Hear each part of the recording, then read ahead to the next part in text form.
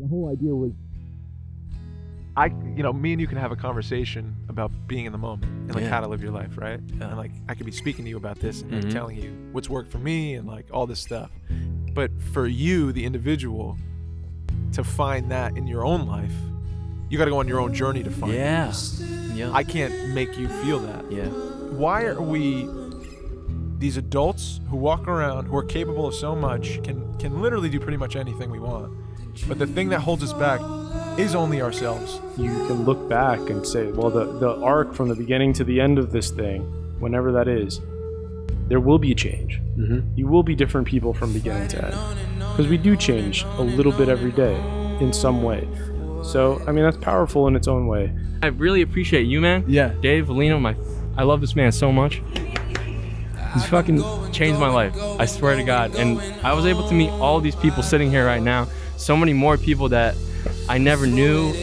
And I don't know, I'm just eternally grateful to you, man. Yeah, and I man. love you, man. I love you appreciate too, bro. I love you too, man. Damn, Mikey. I want to talk about what you asked. And when I was in a really tough, spot. So I'm trying to say thank you. Oh, listen, you gave that gift to yourself because you were a great student and you practiced, and I could tell. You gave it to yourself.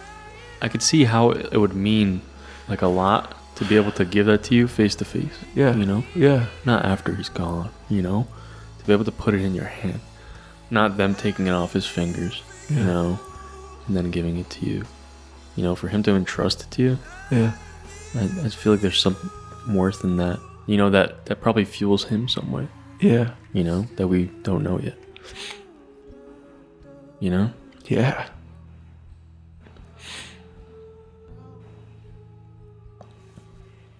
Man. All from the little rings, huh? Yeah. Isn't that crazy? How much there is in so little. My man, come on. Yeah. I'm sorry. No, man. I'm glad. I plugged in like the LED controller. Are you joking? Dude. Wait, that looks so good. Dude. Oh my God, this looks amazing, bro.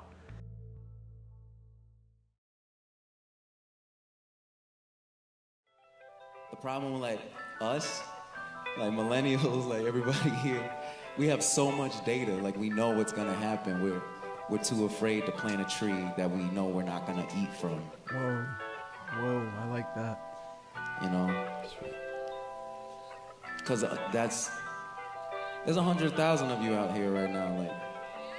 There's a chance, there's a good chance that some of y'all, at least one of y'all, won't see next week. That's so true. So what I'm saying is, while we're here, feel something and pass it on. This song is for all of you guys. This song is for everything we've lost and everything we stand to gain in the future, because the future is now, and you guys are the future. So have a code and stand for something. You don't have a proven certificate of a filmmaker, No, never. I could be like, I'm a doctor, and you're like, prove it. You're like, all right, do it. And now it's Johns like- Hopkins, bitch. Yeah, man. But it's I think an empowering thing to say, this is what I am, to the people that may doubt. And I know you didn't experience that, but the first time the first time I said I was an actor, I don't think I said I was an actor after acting for 4 or 5 years. Oh yeah. Oh, shit. You know what I mean? I think I would whisper to you ever.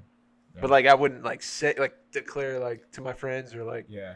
Well, going back real fast, I guess I'm also lucky because I did a lot of the commercial stuff. I did weddings and stuff before I decided to make movies. That's so true. when people were able Damn. to see That's crazy. that I was able to shoot, Yeah. they're just like, oh, this guy's pretty talented Yeah. at the camera. Oh, okay. So when I said, They oh, started- I'm a filmmaker, it's a natural thing. Yeah. It's not like it's like, this guy just picked up camera for the first Yeah, time. It's like, yeah. it's like, I'm going to be fucking Steven Spielberg. Yeah. Like, that didn't happen. So it's like, just like, oh, this guy could shoot weddings. It's good footage. Like, he clearly knows what he's doing. Yeah. So I guess it's very different from you, because I kind of, you kind of had to, there's really no wiggle room with that. If you're an actor, you're an actor, Like, that's I kind can't, of it. and like before you have anything on paper or like on film, you're just saying it. Like, you know what I mean? That's why I never said it. Stuff, yeah. Yeah. No one gives a shit, And he was very specific in my mind. The things he had done to her were very specific in my heart. Like, I knew what it meant to me early on. And then, like, we kind of stepped away from the scene because we worked on it already, and like we had a good hold on it. And it's cool because the scary thing about doing it is, like, you grow, you change. Yeah. Right? So the things that mean something to you now aren't going to mean something. Well, maybe they will, but most of them won't mean the same as, like, 3 months from now. Those things that mean a lot to you now probably won't mean the same thing, or to that level. And so, like, I used a technique called fantasy today, where I thought I had an idea of, like, something I cared about, and then you go in and you basically, like, start with, like, you're doing a thing, and there's no like set way this is gonna go. So it starts, like, with an idea, right? Like, if I'm watching, like, if I'm specifically watching, and no one's there, it's just me in a chair, like, I'm looking at a couch basically. But to me, I'm like, oh, that's imagine your mother's here, and, like, what if she's attached to, like, a tube, and, like, what's going on in the room? What's the nurse saying? She's saying something to the doctor, and, like, so you start there. And then it goes wherever. Like, you're on, like, a time limit. So you give yourself, like, 8 minutes, 10 minutes. So you're, like, creating as you go, basically. Right. But it's totally, like, exactly. It's like whatever is coming up in you, starting from there. And it was nuts, bro. Like, it went a lot of cool places. But I was really moved and connected to this one moment where it turned into, like, I was keeping my mom alive through, like, blowing a balloon, like a giant, like, room-sized balloon, and like it was deflating. So I imagined, like, that there was holes in the balloon, and I was just, like, trying to keep this deflating balloon of, like, as like full as I could, as long as I could, but it was deflating, and so it was like a losing battle, and that kind of helped me for the film I'm going into, as well as the play with her.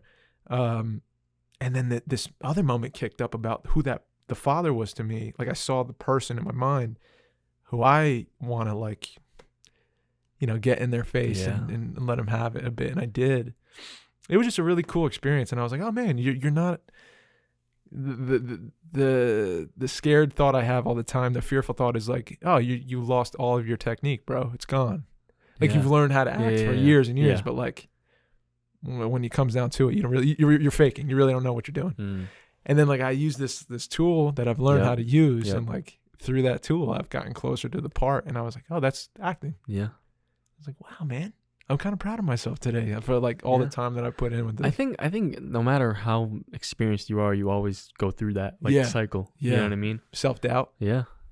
Through everything. So it's been a good one. Yeah. Do you think, I wanted to ask from that, what was it? It was, do you think that, because the way, like, you talk about acting and the way I think you act, maybe this doesn't apply, but do you think there's, like, a certain emotion or, like, certain, I'm trying to choose my words carefully, because like, displaying emotion stuff is, like, kind of, it's not like an action, you know what I mean? Right. But do you think there's, like, a certain situation that's, like, hardest to act, like, a specific thing? Yeah. Or do you think, like, most of it, everything is, like, kind of you take it as, like, each, like, different kind of situation, and it's all the same, you, like, process difficulty?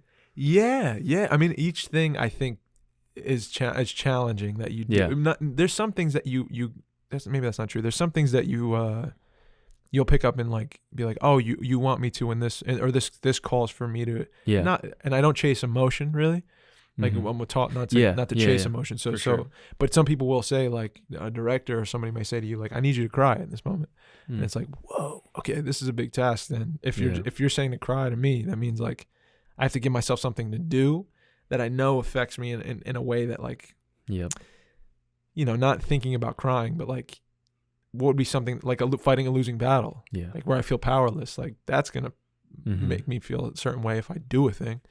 Yeah, but I was gonna say, like, maybe, like, there's, like, kind of, like, certain situations that come up in a story that are like more relatable, that you're kind of easier for you to get into it. For sure, dude. Something, I mean, you're already living, so you're already experiencing things that you're connecting to like day to day. There's things that are moving you, and then when you see it reflected in a script, like there's things I connected to in this in a second, and I was like, just get me up there. Yeah, please, like let me let's rehearse this thing. That's the best feeling, probably. Yeah, sometimes that happens for sure. Yeah, and you know it when for the most part those things when you're reading the script and you're like sobbing over something, like you're connecting to it.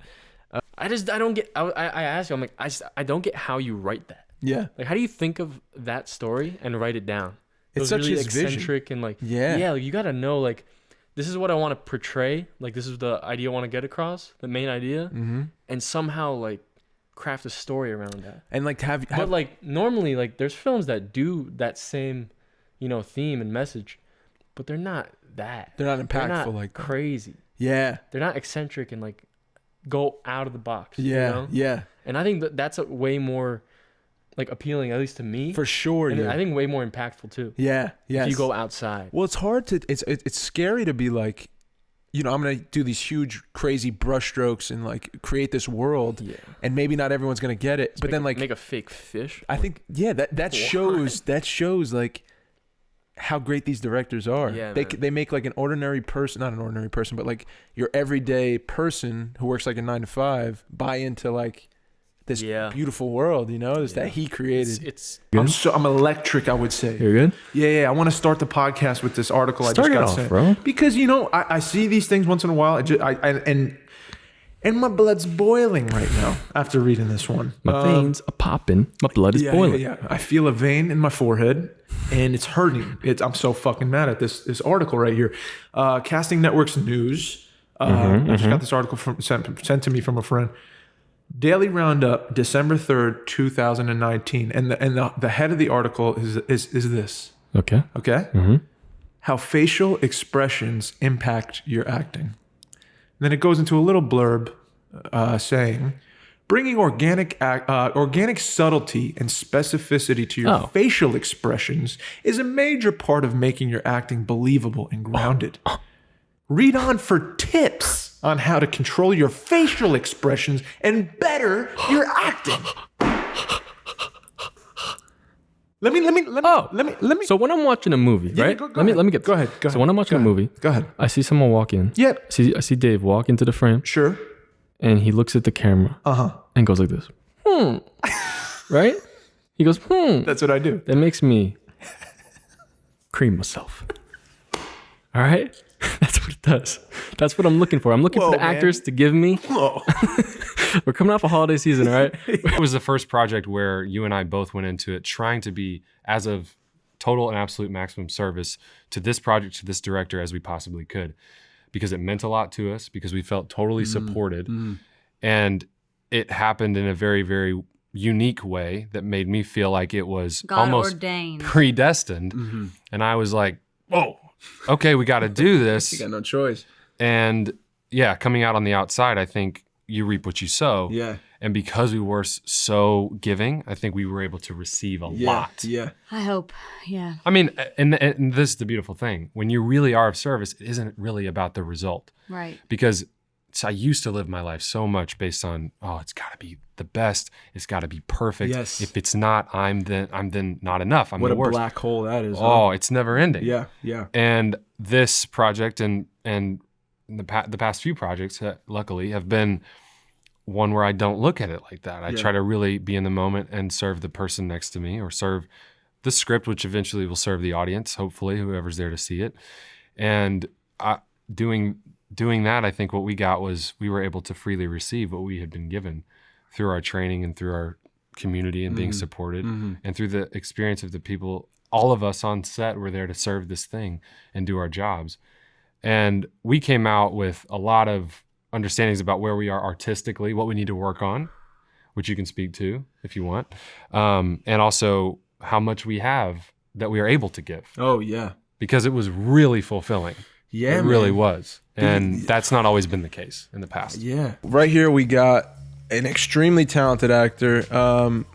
a mentor of mine, my mentor, my teacher, and just all around good person that I have in my life, and I'm grateful for. And his name is Jim Herrick. So let's clap it up for Jim Herrick, everybody. Thank you, Dave. That was sweet, man. Yeah, man. You know I where think you are. You guys excel most, Yeah. especially with the way you guys act, is when it's shot in order. Because Yeah. you're feeling everything. Because you're right there. You don't have to like forget that this happened. And like that's hard. Like like events and emotions are like a fingerprint on you. You know what I mean? Like that's really hard to wash off sometimes. And that's like our job. And so we have to spend time like moving around these things, remembering where we are, what do we know, what do we not know, what are the circumstances. Okay, go.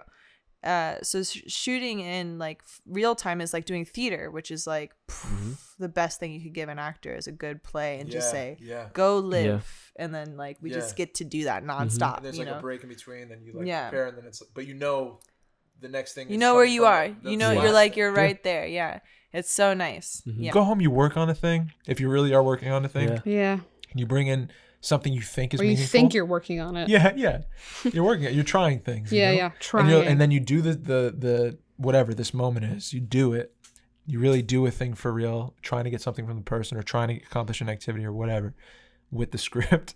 And like, she wouldn't give you an inch, dude. Like if I was 90% on a script, like memorize the scene, right? She would follow in a pen as you're going and like mark circle what the fuck you missed. Or and, like, stop you. You're not doing anything for real. Yeah. And she would let you the fuck up. And she'd also make you sit down too. And she'd make you sit down. But it was like necessary. Yeah. That's how you learn. You lose that ego. The ego gets killed like real quick. If you get away with shit, you're not gonna learn anything. Yeah. For sure. Yeah. You know? Yeah. I'll kick it off like this. We know each other from school, and we also did a project together, the Rose Garden, and that's when we became kind of closer, obviously. And now we're doing a new thing, a new film. Yeah. And we got the team together again. The Avengers have assembled. You know? Yes. I just watched Endgame again, so that's why I've never seen Endgame. Me either. Shit out there. I don't want to do that. I haven't seen any of them. Yeah, I haven't seen. I haven't Phase 2. I guess I can catch up on the whole. So just like the Avengers, all the movies. Yeah. Just like the Avengers, go through your roles. Right. Okay. So I'm Carl's. what's Samuel L. Jackson's character? You're Nick Fury. Nick Fury, bro. Yeah, I'm that's Nick you. Fury, dude. Yeah. For sure. Carl's directing. Grumpy Dad, just get out of my face. Yeah.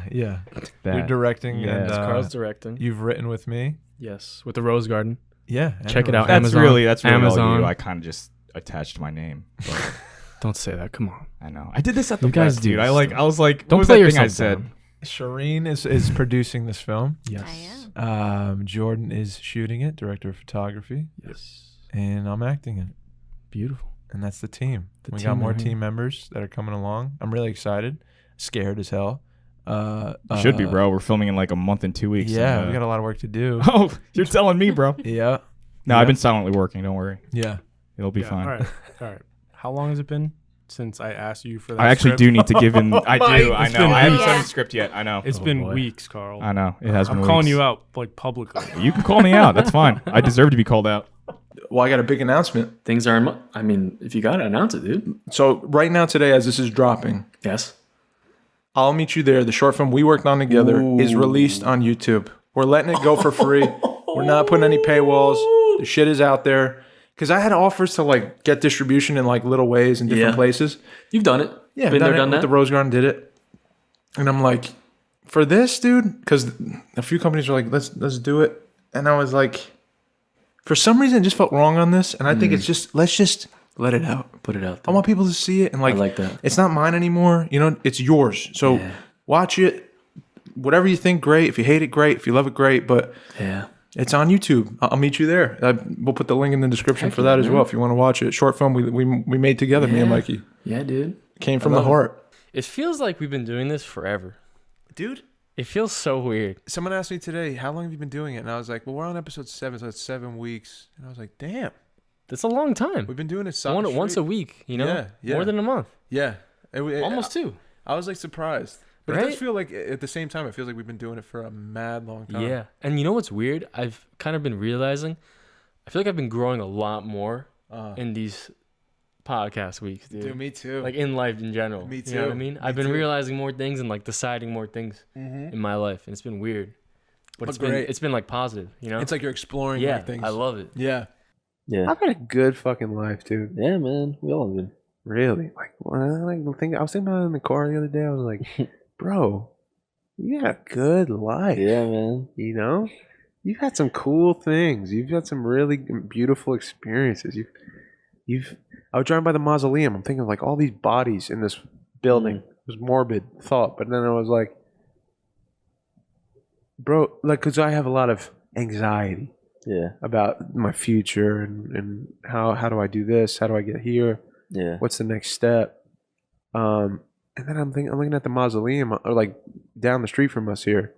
I'm like, bro, you're alive. Like, fucking enjoy it, man. You get one. You get one, and you've had a great run so far. It's not been awful, you know.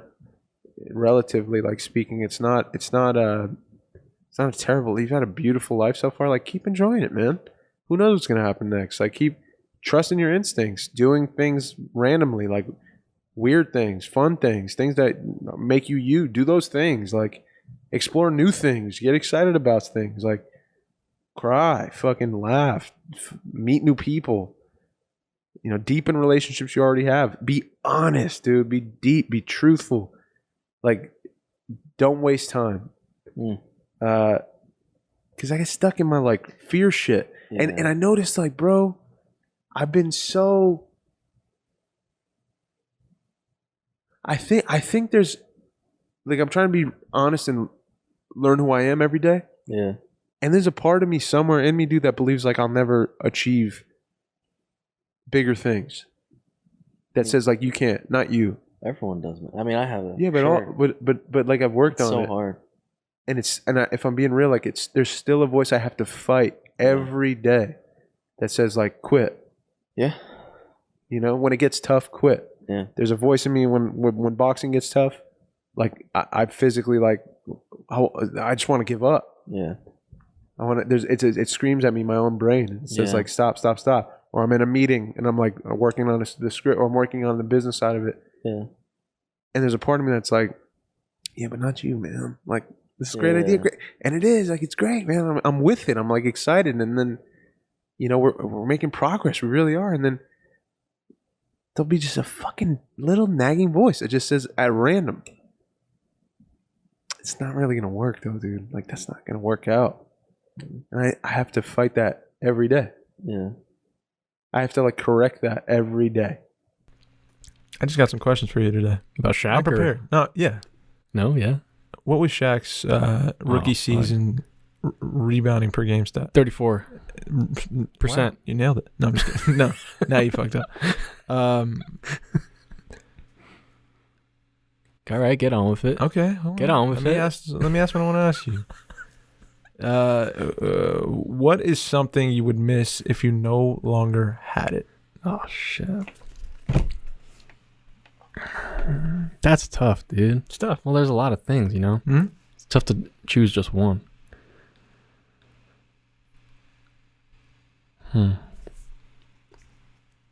That's interesting. I think maybe like I'm gonna be deep. I'm gonna say my voice. Ooh, yeah, that's not a material thing. That's that's yours. An ability. Yeah. Because when you think about it, when you think about it, okay, like this is gonna be morbid, but you can lose people, right? Mm. But with a voice, you could always tell about them. Ooh, that's poetic, Mike. So what's up? So what's up now?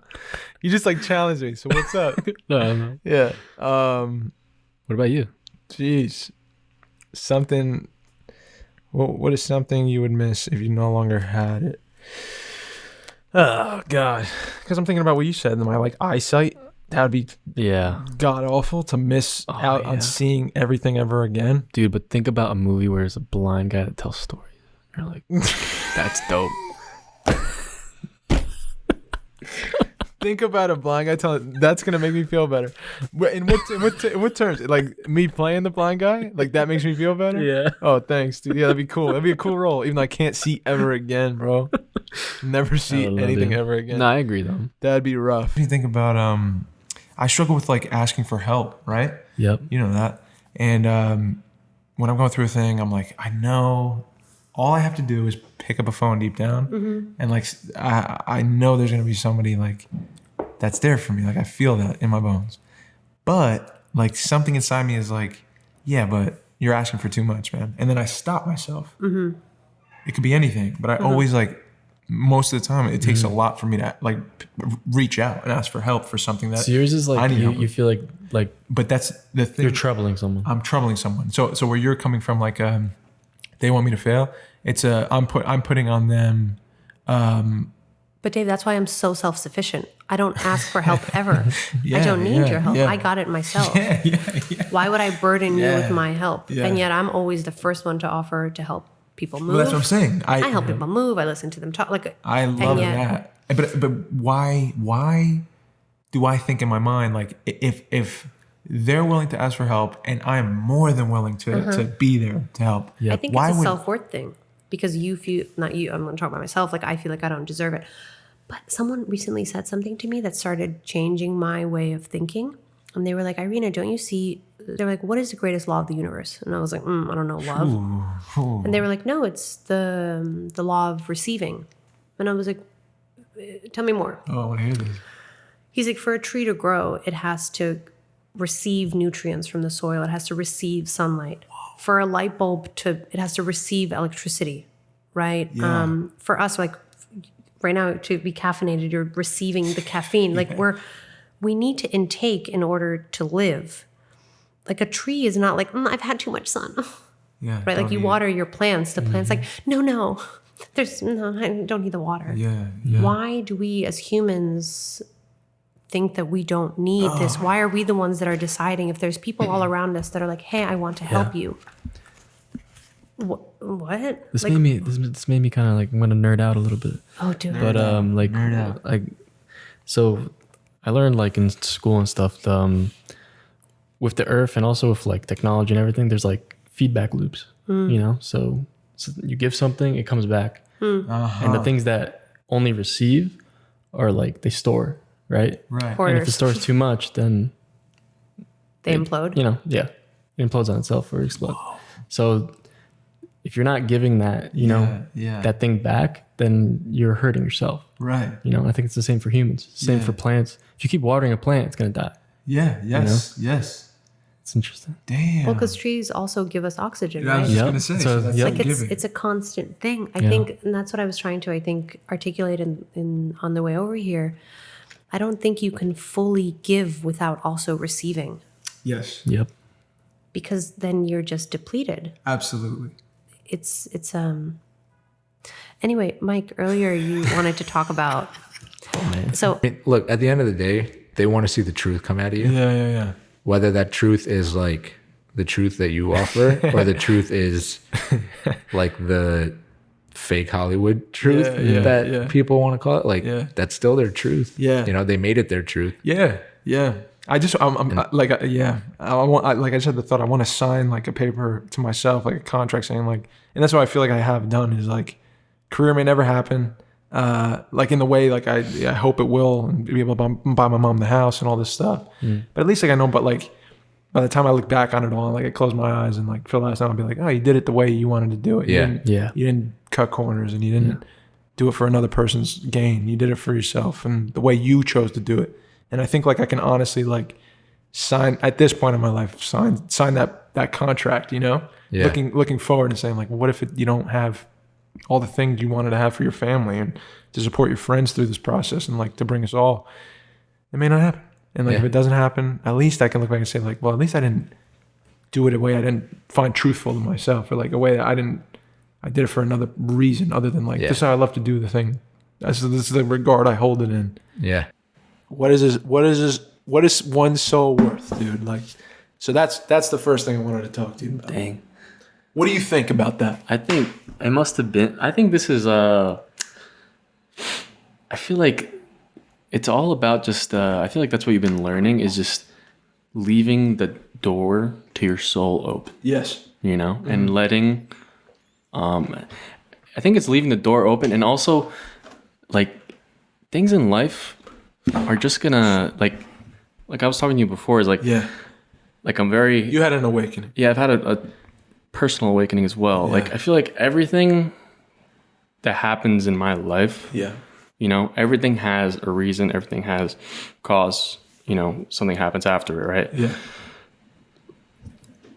Who are you to like try to impact someone's whatever, like the natural, like, because I feel like I feel like maybe I believe in fate now, you know, or maybe like there's something that like things are gonna happen just with like whatever you do, something else is gonna happen. Yeah. It could be like, you know, maybe you did something that might be more in your favor or makes it happen, but it's also like there's also a chance that it could just not be, you know. So who are you to try to expect or like try to impact someone else's like trajectory? You know what I mean? Yeah. Like it's gonna happen. Yeah. And all you can do is just react whatever, like be whoever you are in that situation, and then wherever goes from there, like that's the next step, right? Yeah. And I don't know, I feel like that's how I want to live life now. I don't really want to worry about other people's, you know what I mean? Like the issue. I feel like I've been pretty good with not really having grudges like that. Yeah. But it made me kind of think about like that must be such like a weight off your shoulder when you walked out of there. Dude, like, so much so. 7 years? Yeah. Like you're already like growing, you know what I mean? Yeah, like through so many different things, but that's one little weight that was just like, you know, it's almost like a freaking what's the thing that goes on a whale? Like a barnacle on a whale, dude. It just freaking went away. Well, dude, and also it's like it fortifies my faith. Yeah. I see it working. Do you know what I'm saying? Yeah. You know, I'm changing. That's like a parasite in your body that just left. Totally. You know, because now for the next time you feel that. Exactly. Or it's not even gonna happen because you already learned this lesson where you're not gonna take something that far. I hope you know what not, I mean? Man, I know now. Like, I know now what it feels like. Yeah. To be open in my relationship and my faith. Yeah. And to know that like there's someone who made me. Yeah. Who loves me, who wants me to do better. Mm-hmm. And is there for me. Mm-hmm. And is gonna try to help me do that every time. Yeah. Like. Alone, I can't do it. I will do the wrong thing a lot of the time. I am a good guy, and I try to do the right thing a lot on my own. Yeah. But some things I'm just a human. I make a ton of mistakes. I will continue to make a ton of mistakes. Yeah. Yeah. But I know I'm not alone in making those decisions anymore. I feel like it's also like the heart and soul is almost separate. Yeah. You know, in a way. Sometimes you can't control the emotion. Yeah, the soul or like the heart. You can't control like the heart and soul. You can't like control both at the same time sometimes. Right. Sometimes they stray away and like, you know, one thing wants something more than the other. Yeah. So, you know, it acts on that. Yeah. You know? Yeah. Damn, man. Yeah. So that was one thing, you know, we haven't seen each other. And I couldn't wait to tell you that. Yeah, man. I'm proud of you, man. Well, thank you. But like, I don't know, bro. Yeah. Thank you for saying you're proud of me. Yeah. Also, like, I'm proud of you. You're having this awakening. You said a thing before, and I'll say it on the pod. I'm not gonna say what happened, but like, said he felt held by God. Yeah. And we're not gonna go any further unless you want to. But that's only that feeling of him. I guess like I'm being held by something. I'm safe. I felt an embrace. And it was something that it's not something you can like feel like if you're searching for it. I love that. You know, it's something that just happens in the right moment. You were taken by it. Yeah. It was like came out of left field. Yeah. Swept you up. Yep. And you experienced something different. Yeah, man. And it changed I felt like I was able to talk to myself, to understand what I'm thinking, understand what I like. I don't know, man. I've been questioning a lot about life, you know, just the purpose, the reason, what really matters, why I'm here. And I was telling you before, but I don't know, man. I'm just happy to be alive, man. If I'm just alive the next day, then I'm happy. And that's all I feel like anyone really needs to really worry about if you want to live happily. If you're happy with yourself, man, I feel like you can go far. Yeah. I feel like last podcast, I noticed I was looking at you while you were talking to me about my grandpa's rings. Yeah. And it cracked me because I was looking at you. If I wasn't looking at you, I don't think it would have. Yeah. I don't know why. I can't explain why. Yeah. But I felt like, the feeling, I know. The feeling was you were holding me in that moment like I was safe. Mm-hmm. I felt totally safe. I forgot this was on. Yeah. And I felt like you cared about what I was going through, and you were trying to console me and also like walk through it with me, and that you were feeling it. So it gave me permission to feel it too. Do you know what I mean? Yeah, I could tell you were definitely. feeling it, but I noticed I was definitely watching you while you were talking. I think the eye contact really holds that power. You know, it's something it's a connection that it's like nothing else. It's almost like the sense. You know what I mean? Yeah. Because like, there's nothing else you could be focusing on. Right? No, it goes away. All the other shit. And like, there's some people I know that can't look people in the eye. Yeah. You know? Yeah. And it's but that's it. It's a fear thing. Yeah. But I told you before, when I don't do it, when I'm not looking you in the eye, I've noticed those days I walk through life, or those months, the weeks that turns into months, are because I'm holding something in that I haven't worked out yet, and I don't want you to see it. I'm ashamed of myself in some way, and I don't want you to spot it. So I'm not going to look you in the eye. I'm going to look anywhere else. I don't want to meet a new person because I don't want them to find out I'm a piece of shit, or I'm a loser, or I'm not who they think I am. I don't want to be discovered. So I hide. And it's like the simplest of, it's from this to this. Yo, what's up? That's the, did you see that? Yeah. Instead of this, yo, what's up? It's, yo, what's up? Yeah, what's up? Yeah. What's good? Yeah. You know, that's the difference, but it's me hiding. That's all it is. Yeah, it is. There's been stretches of life I noticed where when I was in acting school, I just always looked people in the eye. Mm-hmm. I was always working on my shit, getting it out. I always felt like I had nothing to hide. Presence, connection. It made it way easier? Totally. That's all I wanted to do every day. Mm-hmm. But then when I went through some stuff, personal stuff, on the other side of it, never looking at people anymore. And I was like, Dave, what happened? I gotta focus. I gotta try to get, and even when I would try, I'd be like, I'd get close to doing it, and I'd always stop myself. And I was like, dude, this is an issue. I don't want to live life like this because I feel alone, and I want to have more connection. I want to feel like, more myself. It's so crazy because it's such like a noticeable thing too. Mm-hmm. Oh, know? You know right away. Like when someone looks away. When you want to make a connection and someone's not available to do that, how does that feel? Yeah. Like someone, you notice, like someone doesn't quite want to meet me where I'm at in this moment. They don't want to meet me in the present. Yeah. Oh. I feel like there's like communication is so complex, right? Yeah. It's very complex, but I feel like it could be very easy at the same time, right? You could simplify you it. know? It is a complex thing, but like even that's a little complex. But when you simplify empathy with one tool like eye contact, it's very simple. Very simple. Certain amount of time, eye contact, you two. Mm-hmm.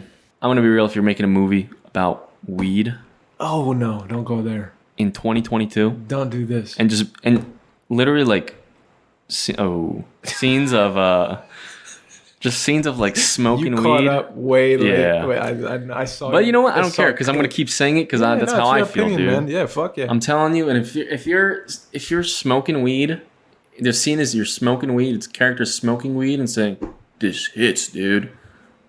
It's over. I have a scene like that. I can't. No, you don't, dude. I swear.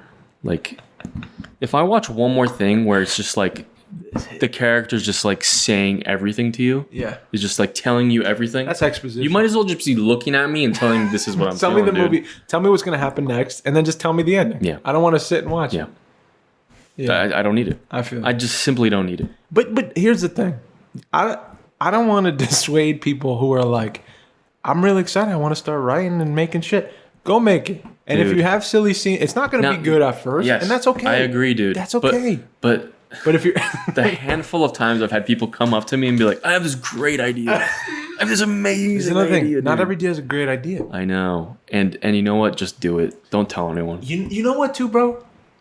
Maybe we could save people some pain. Yeah, dude. Like here, think about why you're making. Let's be real, man. Why are you making the movie in the first place? If the intention is, or the song or whatever, if the intention is to gain attention, or some kind of like external ego hit from other people, you're probably not worried too much about the writing. Yeah. Or you're gonna miss a few things. Yeah. But if you're making like a personal thing, you just want to express it and reach people to serve them. Mm-hmm. I think you probably will avoid some of those pitfalls in your writing, in your acting, in your producing, in your songwriting, and all that stuff. I think the way you sing, the way you rap, whatever, the way you write, you'll avoid those like pitfalls because it's not driven by ego, it's driven by service. Yeah. So the attention's not going to be on you, therefore you can dig deep and really be vulnerable. Yeah. So you're not going to make the cool. Yeah. I'm gonna kill you. And that's what I'm saying is like most of the like Pete Davidson. See, like I this is what I feel like in our positions, like the way like we've kind of been, whatever, honing the craft, like do whatever, working every day, doing whatever you do to get better at what you want to do. You kind of inspire. We see it in the podcast, or we see it through, the movies, going to festivals. Yeah. You see the people that you inspire. Yeah. You see people, that are like, oh, I want to like do what you're doing. Yeah. You know what I mean? But I just want people to know, like, there's a difference between, like watching something and being like, wow, that's so cool. I got to do it. Like, I can do that. Like, I want to do it. And like actually doing it, it's so fucking hard. Mm-hmm. It's so much more. Even I was going to school for like film, right? Mm-hmm. I talked about this before in the podcast. It's like, I only knew the technical stuff. I don't know anything about acting. I don't know anything about like script writing. I didn't know about screenwriting. I didn't know about anything about character. What makes a character? What makes a good character? What makes a bad character? Mm-hmm. I didn't know anything, dude. And once after meeting you and then talking to Adam and like really like learning kind of through the podcast, I was like, oh my god, like I was like, yeah, man, I'm gonna kill it and do amazing. And I was like, yeah, and I started writing my thing, and I was like, well, can't write. It's hard, dude. Yeah, it's really hard. And like, you can definitely do it. Sure. For sure you can do it. But dude, it's fucking hard. Yeah. And you really got to put in some effort. Yeah. That's like, I love seeing people like get bright from seeing what you do because you put the work in. Yeah. But like when they come to you and they're like, oh, like, dude, like, let me do this with you. And I'm like, dude, you don't even know what's going on. You know what I mean? Yeah. And like, I would rather see like I'd rather help someone that's is putting in the work, trying and being like, man, I want to like know and learn. Bro, more. That's like Nick Lasardi. That's like the exactly, kid, he's like Nick Lasardi. Shout out, 100%. He's been a journey of recognizing the fact that these goals I've always had are impossible. Meaning, I can't. I was too vague in what I was saying. Super vague, I want to act for a living, But it seems like the thing. It seems like a very simple thing, right? Yeah. But I have to get really clear. How do you make a living acting? You get hired. How do you get hired? Like you submit yourself, or you have an agency submit you to certain jobs. You're in their database, and then hopefully there's a connection, and you get hired. And it's like, yeah, you do that. If you do that consistently enough, you probably make enough money where you can support yourself. And then that's the main thing you're doing in your full-time job. Simple. But in my head, and over the years, it's ebbed and flowed with how much money I've made as an actor. And then, well, I want to focus more on training again. And that was Playhouse for a couple years. And like, oh, now I feel like I really can act and have a technique that has value for stories that I can serve. Cool, I want to take that into this space. But well, it's sort of challenging my artistic integrity. I don't want to just sell out and do like corporate stuff or like agenda-based politic laden. I don't want to do that. I want to do something artistic. So then it was like, oh, make your own stuff. I was like, all right. So the living part doesn't happen that way, really. I mean, there's ways, but I'm not business savvy. I don't know anything about it. So that's another thing I gotta put on the goals. But I can't just be like, money. I want to know how to make money doing it. Like, specifically, how though? Well, I don't know. How do you make money making stuff? I don't know. You start to say, I don't know, and then you grow a little bit after that. So the admission of, okay, I don't really have all the answers. I don't know what I'm doing.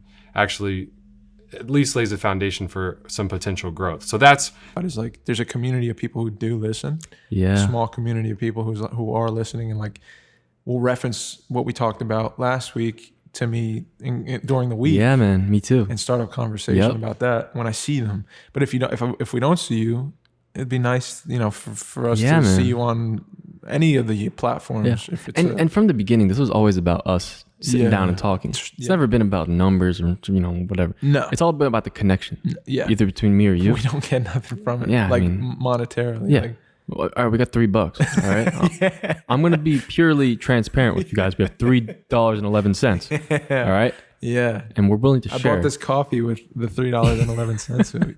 Yeah, but we're still kind of negative from all the coffees. From maybe we'll be able to buy a coffee every podcast. Yeah, that sounds nice. That'd be nice. I'm not gonna lie, it'd be nice. All right, it'd be nice. But if like just some Coca-Cola. Yeah, someone. My knee cracked. That was pretty loud. Your bro, yeah, that was your knee. Yeah. Sorry, dude. I'm Sorry, not good with cracks and no. Do you ever hear someone? Don't do it. You ever hear someone get adjusted at a chiropractor? Oh, I watch those videos on YouTube. That's like this is weird. All right, transparency. I think there's like a fetish for those types of like videos. Because there's actual chiropractors that have YouTube channels. Yeah. And they record doing people. I've seen. All right. I've seen. They have those, right? Yeah. I've seen. It's like some dudes or whatever. Yeah. But there's channels that are like these good-looking doctors, and they're just cracking just beautiful women, like their backs and everything, and they're wearing it's weird, man. No, bro. And the comments are like, "Damn, this is really some good cracks." Wow. It's weird, man. A sexual fetish? Yeah, I think so, man. It's a scary thing. The internet's weird, man. Yeah, dude, I can't really weird. That. Makes me uncomfortable. That's what the internet's for, though. Still watch What? What? Did you say something? No. The meaning of life is to find your gift. The purpose of life is to give it away. Yeah. Yeah, man. That's 100% true. Find your gift, and then that's the meaning. Yeah. And the purpose of this life is to give it away, which all artists should do. Right? Like that's what you're talking about. Like, I don't know if I should release my thing. I don't know. Yeah. How it make me feel. Once it's you find the thing. It's what you're going to make something and then keep it for yourself the whole time? Well, the purpose should be, it's for you. Yeah. So that's the meaning of life, is to find it. Yeah. What it is. And then you create it. Yeah. And then what he's saying is the purpose of this life is to give it away to someone else who can get something from it. Yeah. That's what it's about, man. Yeah, dude. And it's weird because I feel like we think maybe that's like selfish of like making something and being like, well, please look at this. Well, yeah, sometimes I feel that too. Sometimes I feel like that, but I'm like, all right, I'm putting all this thought into something that I have this thing in my brain. I'm like, and I know it's something. Yeah. And I put it into whatever it is. If it's a painting, drawing, film, photo, you know what I mean? Yeah. And like in that moment, you feel something and you transfer that feeling into whatever that is. Mm-hmm. And for you to like second guess that feeling you had in that moment, I feel like it's like a disservice to yourself. Totally, man. And to anyone else in the world. 100%. You know? 100%. I couldn't agree more. So like, yeah, there's no way it can be selfish, man. Because like you're a piece of yourself, like you say all the time, to the world. Mm-hmm. And like, there's never enough to give, right? No, dude. It's a big world out there, man. I don't think so. I think you'd be surprised, like how many people. Not even how many. If it's one person, who is moved by something, in a way where their life is altered a bit. Yeah, I think that's the goal, man. Like you've experienced that. Yeah, from other people's work. For sure. Yeah. So that's all. I mean, what your work deep down, I think what you're trying to do is like create something that for at least one person, one like boy in the woods somewhere, like in his mom's place, like alone, to feel like, oh, I'm less alone, and I'm really moved to express something of mine now, or just I just want to take in more of what you're sending. You know what I mean? Yeah. Live right now, it's still going to be morphing through editing, through everything like that. Fuck yeah, yes sir, yes sir. How do you feel? Like, did you learn anything from being there? Is there something like that? Like, what did you learn? I think I learned a shit ton, and I'm trying to process everything I learned because I feel like it's more of like an experience kind of learning, like how you have to pull your own weight and shit, and how important every person is in the process. Because a lot of the times when I was in like college and like doing student films and stuff like this, is like not everyone would pull their weight from obvious like like experience differences and stuff like that. But when you get an actual group and you bring everyone together, like that's where the magic happens. where you can solely like focus on your role in that team and you're all supporting each other and bringing each other up, that's where you get like the best things that are happening. Right. And the obvious like technical stuff, like I've never worked with like the red camera and like these like, you know, professional lights and all these things, and just watching like all the technical things, like I was loving it. I was looking at every single little like gadget and like light and cable and all this shit. I'm like, I never heard of this cable, like an SDI. I'm like, what the fuck is this? You know what I mean? We got like 5 monitors in there. Like, I tried, man. I really tried. You really did. You really fucking handled yourself. I think I did the best with what I had. I think I tried my hardest. I always put 100%. Yeah, man. And Carl was happy with what you brought to the table, and everyone was so happy to work with you. And like, it was. I'm so glad that like you said yes when I asked you, and like, dude, we were able to do it together. It was really cool to have you there. Like, it helped me a lot to have you there. In like a weird way. I'd look to you. So you saw like in between takes and shit. Like I'd look for you. Yeah, man. Nothing was like inspiring me. Nothing was making me feel better. And I was like, damn, I was having these kind of shades of like gray in my life for that day. And nothing was pulling me out of it. And I tried to be present. And my body was just like, you're not really present. You can't, you know, I was practicing being present. Usually that works for me. Yeah. Wasn't working. And I had the thought, I talked to Lena about it. I was like, there's no one saying to me, you have to be positive all the time, and you have to be killing it every day. Yeah. Like some days you're going to wake up because you're not a robot or a machine. Like you're not going to wake up and be like, yes, can't wait for today. Time like, for today. Yes, going to kill it every day. You're a human being, which like you change, your biology changes, you grow, your cells die, there's things change in you day to day. Yeah. Your emotions will change day to day. And like, it could be a little thing that bothers me, that sets me off, that I can't come back from for a while, for a few hours or something. And I shouldn't beat myself up over that. I shouldn't be like, I didn't work today, so that means I'm a bad person. No, man. There's no one dictating my life except me. And I shouldn't be a dictator to myself. Don't be a dick and a dictator. Yes, dude. To yourself. I got to take it easy. Yeah. We are raising money for a film right now. We're in a pre-production feature film coming out, Wayward Kin, next year. Get ready. It's going to be a rocket ship. And if you want in, now's the time.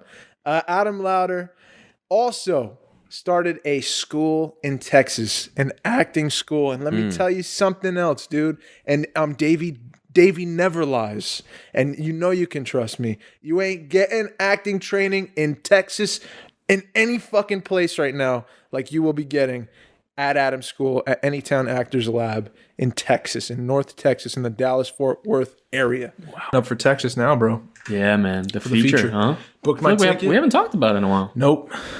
No, I guess not. We got to update. Well, I've been people did. Your boy's so afraid, and I'm just turning it over. Because now I'm like, I'm in it. Yep. I'm like trying to call my cousin, and I'm like, can I go in the? Can you put me in the prison for like? Can you put me in the cell for like 2 hours, just so I can, like I'm doing crazy shit like that? Yeah. I was nervous as hell past couple days. But the new way of working, because I booked my ticket. I'm out on the 28th. 28th to the 17th. And I'm just pumped on it. Yeah. Jay came up with this whole thing, and I forgot the question I had to ask. So, did you really forget? No, now I got it. You got it. Okay, go. Did you just that pat? No, it's okay. That was like abusive boyfriend energy right there. It was like, it's okay, baby. It's okay. I'm not even mad. Like, that's where you like obviously reschedule. Bro, like, I don't bring star power is what you're trying to tell me? Dave, you bring star power. How you gonna get out of this one, dude? How are you gonna get out of this one? Well, I'm gonna tell you right now. Okay. Because you bring star power wherever you go. But no money. But in terms of its like bankability right now, ain't bankable. If you're what's that sign for, dog? Nothing. You see that sign? You're like a stock that quite hasn't blown up yet, but Jay, what am I worth, dude, to these young directors? What would my rate be? Well, what's the day rate? What's my day rate, dude? $209 a day or something like that, right? Like that's Unless it's network, and then you're getting like 960 or something. Bro, I remember I did a fucking for my thesis film, dude. This kid I got, he was dope. Yeah. And then was he? Dave, you're worth $1 million. Thanks, Jay. He was okay. All right, I was desperate. I was honestly desperate. Mike just checked this guy from and he was good. 100 yards away. Just good. Because literally, on my backstage thing, I'm like, student film. You know what you're getting yourself into. You're not getting paid. I'm gonna cover you in transportation and food. You know that, and I'm a good guy. And you're a good guy. And I'm a good guy. And you're gonna treat him right. And homie pulls out a week before. Hey Jay, you heard that? What? He pulled out a week before. Because you know why? He said because he's like, oh yeah, my day rate's 100. I said to Mike, that kind of motherfucker. I said what? I said that kind of motherfucker is never gonna work. Period. In the story. You're garbage. Ever, dude. I'm gonna find his name and I'm gonna fucking shout him out. You just trying to like get like. He tried to like muscle him. $100, bro. He tried to strong arm him because he was waiting until a week left for Mikey would be screwed, and he was like, "It's $100, $100 a day, dog, or I ain't doing it." Yeah. I'll take a look. Whoa. Is that me? It sure is. That's what I call a fresh new dude. Yeah. I want to start making. Oh God, dude, it's so loud in these headphones too, bro. Really? Oh my god. Is it really bad? Scared the hell out of me, dude. Whoa. Was it really that bad? It was loud. It felt loud. Like I felt that. Oh, fuck. Wow. What's up, baby? Before we start, just remember, I have a gift for the podcast. Another gift? I'm sorry, it's not for guests. It's not for guests, but it's like a podcast gift. Okay. All right, So don't leave. Here's the please. thing, Mike. You just looked at us It's and gonna be said, cool. "It's a It's gonna be cool. He did look at you guys. Your approach was rough, but Yeah. I'm really excited. Mike's going I'm off excited camera. for you, Valino. I'm a sorry. little let down. What is this? That's a big box. Are you kidding me, dog? Are you kidding me? Wow. Bro, no this way. This is awesome. No way. Is Shia on it? Yes, Dog, he no is. way. Awesome. Jordan, son, Mac. Yo, are you kidding? Wait, can we put it? Can we put I it? don't know if you've ever experienced this, but I had a parking ticket on my car. No. I don't know if anyone's ever. You're not following the rules. Felt how I felt. I did feel like a criminal, but this is what I want to open up this conversation, and I'm going to be totally real about it. I'm having a problem with my neighbor. My neighbor is this older guy. Didn't you just move, dude? Yep. You already have a problem? Yeah, I've got an issue. I've got an issue. So the street that we park on usually, you can't park on past midnight, right? So you have to move your car to a certain part of it's like a series of townhouses. So you got to park in a certain area, right? Mm-hmm. After like midnight until 5 in the morning or something like that, or 2 a.m. till 5 in the morning. And what happened? Got home. I was a little sick. I'm congested still a little bit, but I was sick last week. And so I got home. I was feeling terrible, laid down, fell asleep, forgot to move my car. Oh. Right? So I wake up, go outside, parking ticket on my car. Now here's the thing.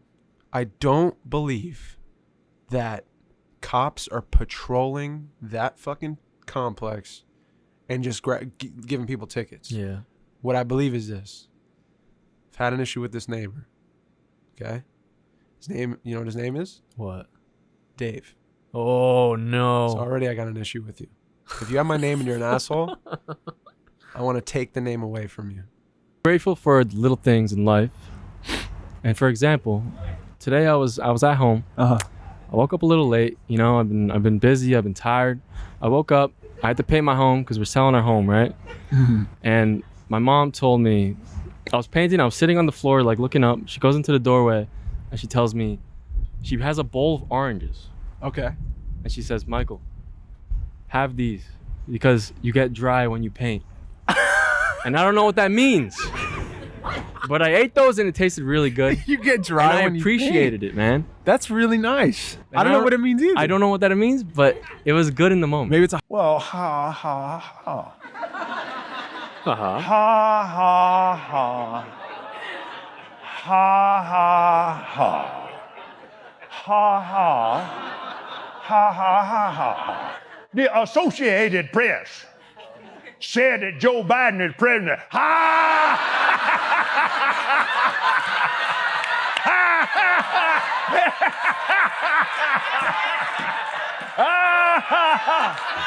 I thought it was something. So I'm going to stop this right now. Seems genuine. Because I have something to bring up, all right? We got a comment on our last video. Uh-oh. From the Sebastian Nowicki. Oh, bro. Oh. And he's Shout asking... out Seabass. And you know what happened last time? We had Aaron.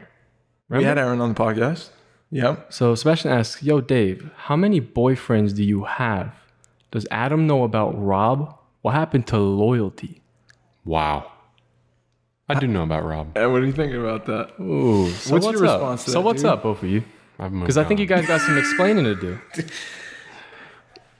Adam was distant, and he created some space, and I felt the space and the divide. And you Rob just took it. showed up like a knight in shining armor, you know, from Soul Cycle, and he just is, you know, handsome dude, very kind, and it wasn't the same. Oh. But it was. Oh! That literally just missed me. Crying. See whether it's Now wait, hold up. Check this out. solid or what is. It's fluid. They're beautiful Adam, creatures. What do you think about that? But she's First gonna of all, feel so much better from this. It's extremely Adam, no, check that out. Oh, Look at that cheese. The pain that must have been so sore. It's a real. I have a theory. I don't know why this came to me, but I have a theory. Uh-oh. This is my theory. Women, when they congregate, Starting bad. Starting Starting awful. great. Women are great. When they congregate, when they come together, I think, and this is just me. I don't know if I'm right or wrong because I'm not around a woman. Well, I am around a woman, but not woman with women 24/7. You're around a woman. But not. She's not talking to women. She's talking to me. So when women are talking to women, I think literally all they do talk about, I'm dead serious, is men. Fair or unfair? Did I overstep or am I on is that too far? Think just I'm trying to think about it. I know, but you know what? I agree with you. But like I'm trying to think of something else. Got you. But I'm pretty sure, yeah. Got you. And this is my let me defend myself. Every time I've ever, like when we work at the restaurant or whatever. Yeah. Every conversation I've seen between two women, and this is why I think it is, and this is why I think it is. Okay, I'm gonna backtrack. Today I was watching. Oh shit! That's your only move, dude. This is my move. They're gonna play the system. Yeah, 100%. You know, for what it's worth and what it's. Hey, bro. Oops. Start it over. Shit. Started the fuck. I always keep it on because I was upstairs working and I always put We're it on. working So now. I This hear is you. work. All right, we're working. Welcome to the cast. Pow, pow, pow, pow, pow. You want to be in the part where it's locked in. 100%. I think he wants the home thing, but the Yeah. courtship thing is the part he's not interested in. Because you don't want to put the effort in. Right. I think that's what it is. So a girl come into his job and she'll be like, "Oh, here's empanadas I made with my mother for you," and ha ha ha ha, and you're so has this funny. Is that a real thing? 100% real. 100% real. And I've seen it. I've seen this happen multiple times, and he accepts it, and it's as if that didn't just happen. We're friends. We're that right there. So he'll do that with someone who's a real, like, could be a real connection with another human being, and just dismiss it, and then through this bumble. So explain to her the last thing that you did, Allie. I want to know if this is a good pickup line or not. This was Mikey's pickup line. Go ahead. Okay. Okay. All right. Go ahead. Me and that girl are friends. Okay. So it's nothing crazy. Empanada mama. I disagree. Empanada mama. I disagree. Okay. So my new thing now is I get a match on Bumble, and I guess I'm just doing it for the meme now, for the joke. So I get the match, and what I start doing is I start sending emojis. So I send a emoji of like a chair, then maybe like a table, like a couch, a lamp, and then I get the message back. They're like, sometimes I do, sometimes I don't. Obviously, a lot of times I don't, because they're like, "What the fuck is going on?" But the ones that do, they say, "What are you doing, and why are you sending me?" As they should, right? Yeah, which is Sure. normal, right? That's what we want. Mm-hmm. And then what I say is, "I'm moving in." How's that? How's that? That's cute, but you're wasting everyone's time. Please press 1 to accept and start the call. Here we go. Or hang up to decline. My heart's beating. Dude, I'm fucking nervous. I'm sweating. You are connected. Hello? Hello there. How are you today? I'm good. How are you? Absolutely well, thank you. And who am I speaking with? Hi. My name is Michael. I'm actually sitting here with another friend. His name's Dave. And I don't really know. This is my first time doing a psychic reading, and we just kind of wanted to ask like a single question each. I don't know if that's okay, or... Yeah, by all means. But don't sit with your arms and legs uncrossed. I must ask only your date of birth, because you're the one making the call. Life reader, they're quite strict about this. Oh, okay. Okay, no I'm problem. not actually using numbers here. Sure. Your date of birth, please. This is fucking bananas. Wait, what was that? Your date of birth. Oh, my date of birth. It's June 17th, 1996. Lovely. I just have to confirm you're over 18 because we've had people calling that underage and it's a big legal issue. Oh no, I'm a big boy. He's a big boy. So, what is the question? And is it for yourself or Yes, is it this for specifically to begin with? I guess this is sort of for myself, and I guess any future partners, or I don't know. I wanted to ask a question about love, basically. I've been kind of in a dry spell this past year, and things haven't really been working out. I'm more of a serious relationship goer, and I'm just, kind of lost, I guess, mentally with my love life, I guess. I just wanted to see if you knew anything or could tell me anything. Well, I can tell you right now, before I even delve deeper, my body talks, my gut's talking. And my gut's being very clear. It's saying to me that your focus at the moment is in the wrong place.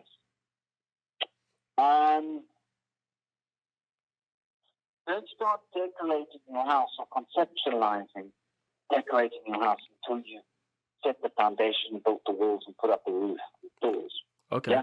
Okay. So, what you're talking about is the trimmings. Does that make sense?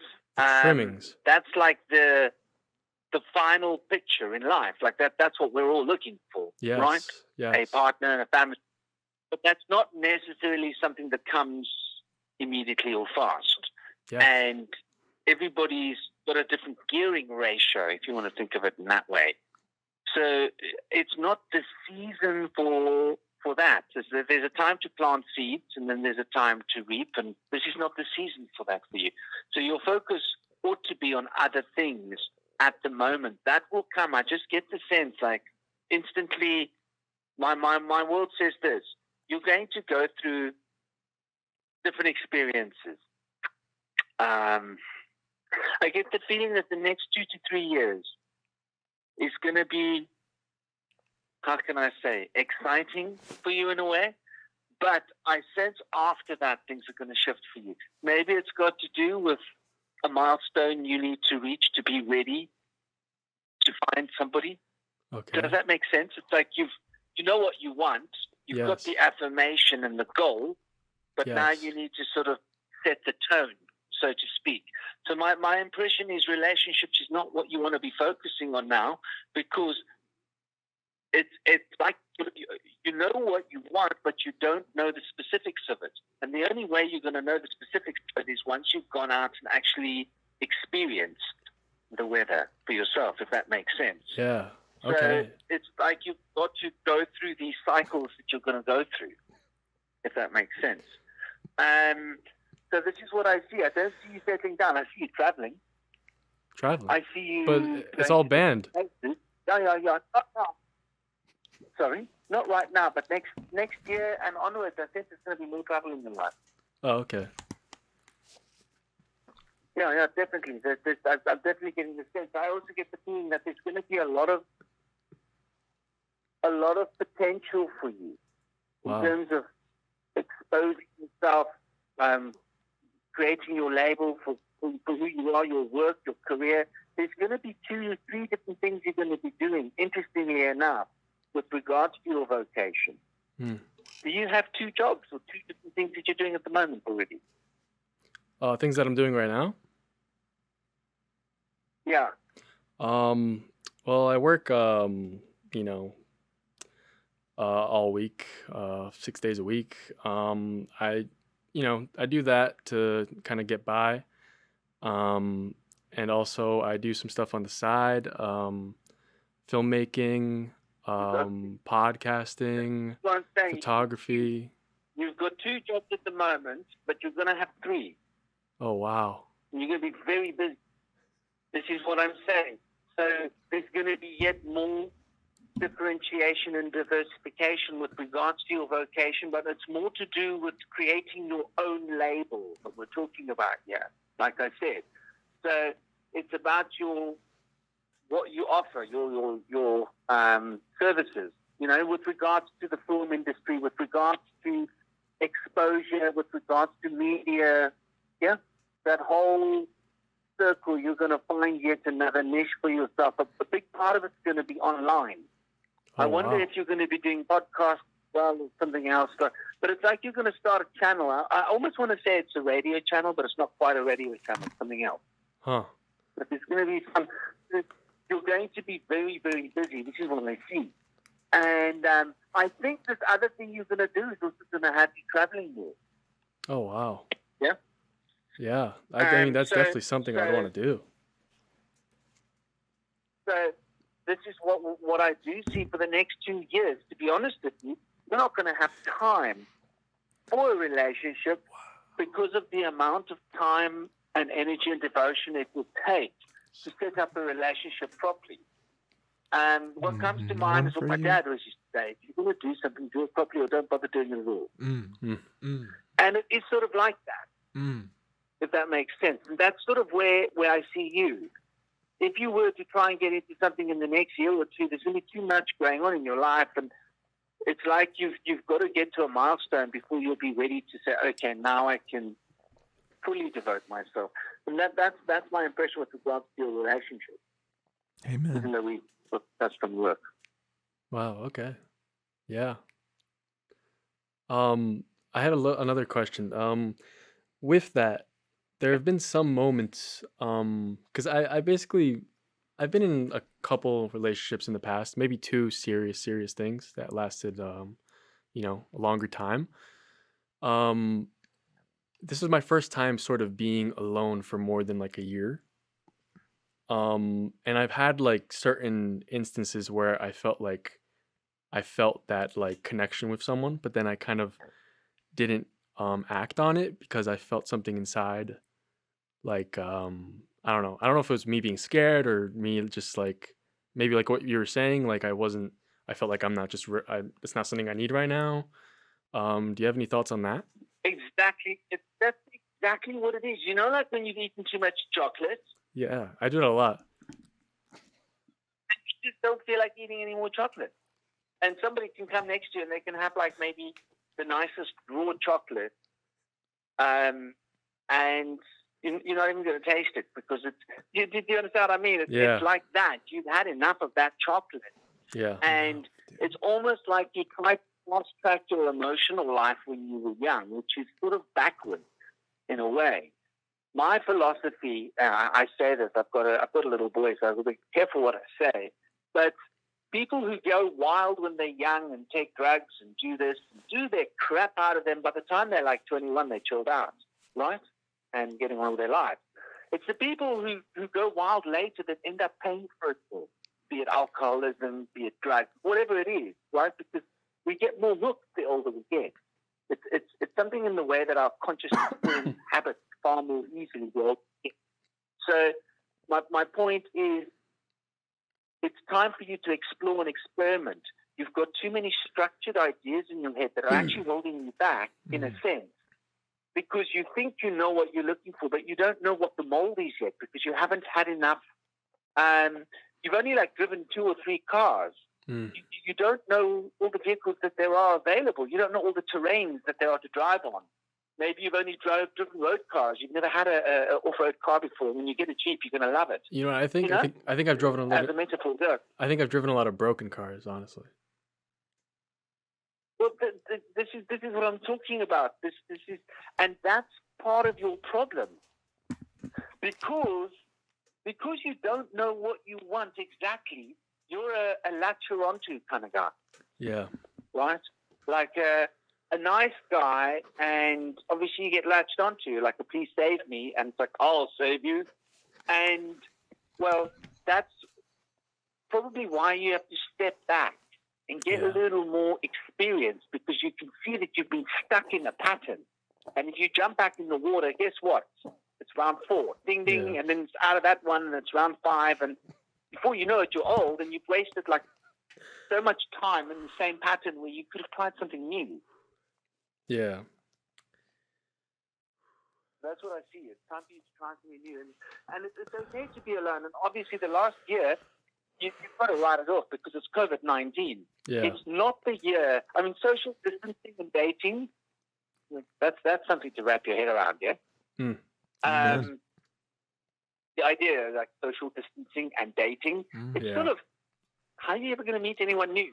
Yeah, for sure. It's a bit of a conundrum. Yeah. You know? So don't be hard on yourself, because it's you and everybody else. Okay, thanks. People are even too scared to touch each other. So, what's going on in the world? There's a lot of craziness. So I do get the feeling that it's okay for you to focus on what you're doing now, because I also get the sense that you're still in a dangerous position. And I can completely relate to you on a personal level, because I've been through the same kind of stories, I'll save you. And, well, can you really save anyone? That's the biggest lie that we tell ourselves, is that I can save you, because it's really up to that person, isn't it?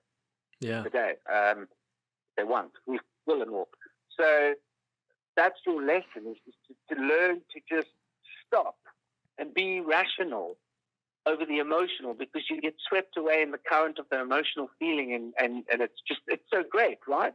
Yeah. But you need to step back and look at it and go, well, let's look at this rationally without the feelings. And just look at what's really going on. Is this functional or dysfunctional? And be honest with yourself and acknowledge right in the beginning, no, this is really a bit dysfunctional as a beginning point. Let's just not even go there. Because you always know right near the beginning, and you don't listen. You always know when you're getting into a relationship with someone that this person, you don't go in thinking this person's perfect and this is wonderful, do you? Right? You go in knowing that this is a fixer-me-upper, right? I don't think I do that. I think I actually. 1 minute I think left. I do. I'm like dazed. I fall in love so much that I feel like this person is perfect. I know, but I'm saying that before you feel that, when you first meet them, your first impression, this is what we're talking about. Those first impressions are something to go with, man. Hey, bro. Your instinct is a powerful thing as a creature, as an animal. Yeah. Don't doubt them. And when you met those people, go back to the first time you met them. Wasn't there a weirdness at some point, some kind of an intuition and instinct? I get the sense you did see it, and if you check your memory, you'll realize that there were telltale signs that this person wasn't okay before you fell in love with him. But you went and fell in love with him regardless, or am I wrong? At which point they're perfect. Well, I think everyone has their own faults, but I wouldn't say I fell in love with these people because of their faults, or I mean, did he just hang up on me? Did he? I think he did, dude.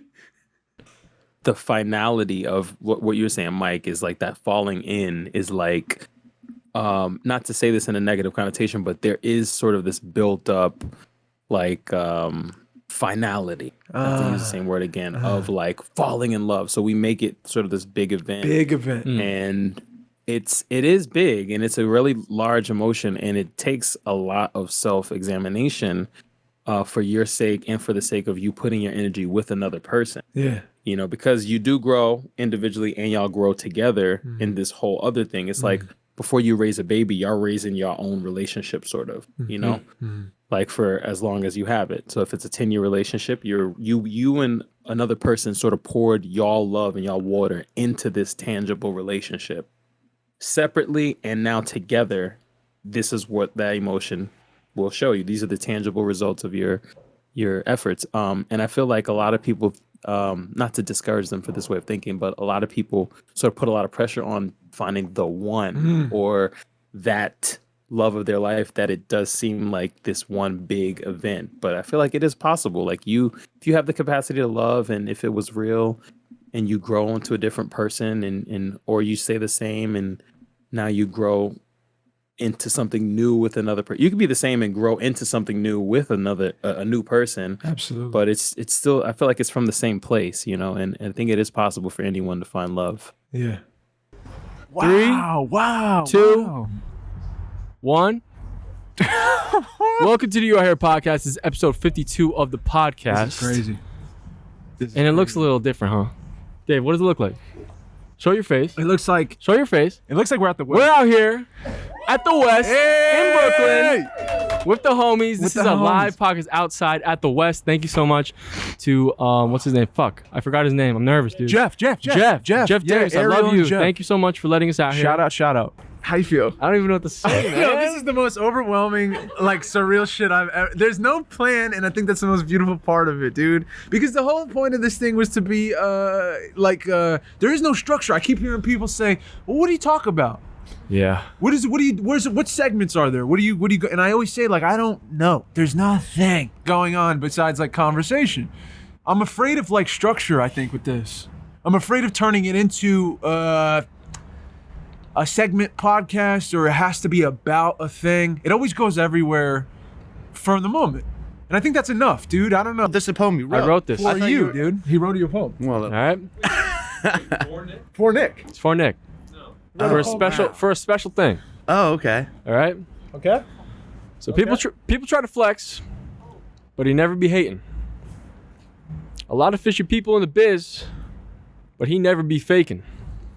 He could shoot a 3 from half court and look at the camera, cheesing. Put your hands together, because he's stirring the pot, he's baking. We're talking about Nick Craven, guest of the year, 2019. And that's all I'm saying. Guest of the year. Nick Craven, dude. You're guest of the year, dude. How do you feel, baby? By popular vote. No, wait. The Oscar music's playing. All right? Okay, you're here now, dude. Here's the microphone. Here's your award. I feel like it'd probably fall onto the stage as they're going up. I'd have a Campari and soda. Dude. How do you feel, bro? You're guest of the year, dude. You won by a landslide. Yeah, it was a landslide. I don't know if you got your family like all in on this, but like, dude, it was wild. You won, dude. Like, wow. I was like, holy shit. These were the best decade of my life for sure. But the whole 30 years of my life, dude, that I'm putting like a cap on now and like moving forward into the next 30, hopefully, is like, thank you for all of it. And I wish I could like go back and replay those moments, but the little memories I have of it all is I've had such a blessed like fucking ride, dude. I really have. I haven't like gotten everything I've ever wanted because like I'm selfish and I want the world, obviously. Yeah. But like for one life, it's a beautiful 30 years, dude. It's been fucking awesome, and it's just crazy. It's crazy to think about. I love Dave. Dave is, one of my best friends from when I was little. And he was climbing a tree with, shout out Ankit. They're like carving their names in the tree and shit. I was like, hey, can I climb? They're like, no, it's our tree. Then my buddy Dave, like, it became one of my best friends of all time, was like, no, you can climb, man. Come on, you can climb. And I remember that feeling of like, I'm not alone anymore, dude. Thank you. Yeah. Those moments are so vivid, dude. Brittany and Joey at the mailbox. We had the same bus stop. and I was new, and they knew each other. They were friends. They lived right next door to each other. We're like 4, 5. Yeah. And I was like, yeah, these kids look like they're friends already. I don't know. I want friends real bad. I want friends so bad. That never left me. Yeah. That was like the most important thing to me. Was like, I just want friends so bad. Yeah. You know, I would do anything. For real. Like, I was like, that was like who I was then to who I am now. Yeah. I know I can't be friends with everybody now. I love people. Yeah. But like, I can only love people in moments. Yep. You know, there's few relationships I get to have. My phone, I swear, Mikey, I swear, back, let's say 2 years ago, 2019, this thing was constantly all the time. And it'd be like responding to everybody and, you know, all this. And I thought it was great, you know? Yeah. And then when it stopped happening, like no one hits me up no more, I was like, dude, I'm garbage again. Unpopular, trash. Jesus. Yeah. It's just not true, man. Yeah, man. I don't think that's the thing that changed for me was how other people viewed me, and if other people liked me or wanted to be my friend or be in relation with me in any capacity was where I am in life. What am I worth? If it's a lot of people, then I'm worth a lot. Yeah. If I get this many likes, then I'm worth a lot. If I, you know, whoever is reaching out to me most or wants to work with me or whatever, however many buzzes I get, then I'm worth a lot. Yeah. Just not true. Like I have a set worth. And it's through the roof, dude. Like I'm put here. Yeah. You know, I'm getting to live a life. I'm alive. How valuable is that? I'm the most valuable thing. You are too. Yeah. You're alive. You're animated. You're fucking a moving organ shell with a soul, and like, and you do music. Yeah, it's fucking beautiful. For real, man. You would not let your girl do OnlyFans if she was successful, if she was like killing it. Dude, what if she's pulling in 80 G's? Dude. No. Like, okay. I honestly, dude, I think fair. I know enough about the internet and the people on the internet that I'm like, I just really don't want that energy being like anywhere near my Internet's relationships forever, dude. The or internet's family or anything. Nope. That's my thing, dude. I just imagine on like at the dinner table at Christmas, like, dude, hey, Mike's girl. I'm the OnlyFans? I'm trying to word this in like a certain way. Yeah. There's someone who was like, oh yeah, just I sell my what is the word? My negligees. Is that a word? What are you trying to say? Like underwear. Oh.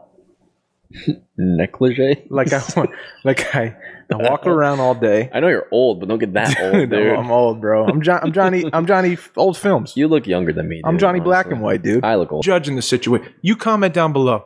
Who's guilty here? Is it Davey Lightbeams? Is it Mikey Dark Dabbler who did in fact go eat soup dumplings at a really cool place the following day without telling me that he was gonna, and then withheld the information from me, and then squeaked it out on accident 3 days later, and then said, "Oh, dude, we could go like another day." No, go ahead, Mike. Defend yourself. Your boy was betrayed. Oh damn, we're getting into it. Is there a song you can play with this, like a dun dun dun? Your boy was betrayed. Hold up, I got you. And I'll keep it real. And I'm gonna stand for this. The amount of anger I feel in my chest, down to my knees, for the people that have betrayed me, is so immense. It feels like a fire. Okay? It feels like if I saw these people on the street, like that guy, I would have let Teddy go off the leash. I don't even know where he would have went. I would have completely blacked out. And that's scary. I don't want to be that guy. I want to forgive. I want to move forward. But with deep betrayal comes deep pain. You know? You understand? Yeah. So it's Davey's short fuse for the next couple weeks. Okay. I'm working on it. I'm in therapy. Yeah. Trying to get my life back together. You know, this is real shit. I know. The song makes it funny. I love you. Just know that I love you, man. I love you too, man. And I'm here for you. Thanks, Mike. That's not true.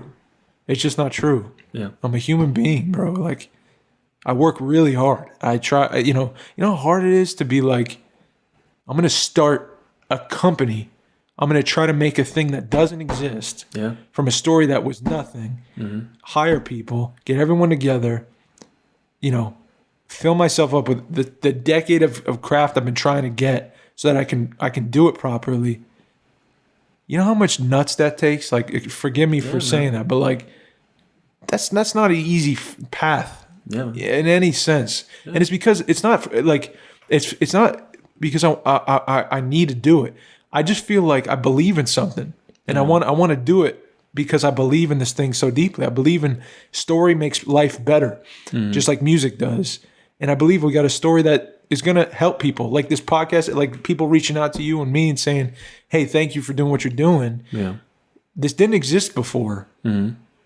There's no money coming into this. This is like, we do it because we think we're doing a good thing and it feels good. Mm-hmm. And we want to keep that going. We want to bring light to something that's dark. So I'm laying down, like, when I compare myself to other people my age and stuff, I'm like, dude, you're nothing.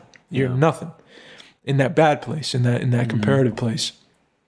But that's just a negative voice. That's just a 100%. Negative lens, dude. Because the thing is like, when you're doing that to yourself, you're literally also pushing away or like declining all of the people that like love you for you. Yeah. And like could care less about what you succeed or didn't succeed. Yeah. They're still gonna love you no matter what. Yeah, for sure. You know what I mean? And that's almost like pushing them away and be like, it doesn't matter. That's not gonna do anything. Totally. You know what I mean? Yeah.